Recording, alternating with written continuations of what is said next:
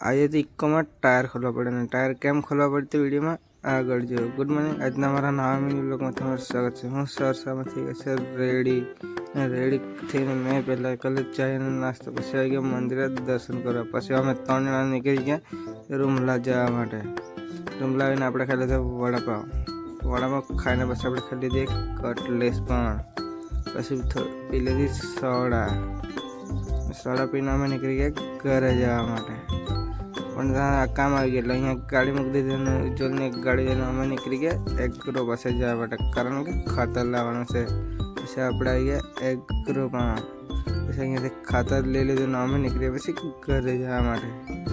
ઘરેથી મોટી ગાડી લઈને મેં નીકળી ગયો પાણી ખડક જવા માટે, કારણ કે ટાયર પલટી મારવાના છે. પછી આપણે પાણી ખડક ટાયર ખોલ્યા કર્યું સાફભાઈ ને એક ટાયર ખોલી કાઢ્યું અને બીજું પણ ટાયર ખોલી કાઢ્યું ને બંને ટાયર સરખા ફિટ કરી દીધા છે, તમે જોઈ શકો.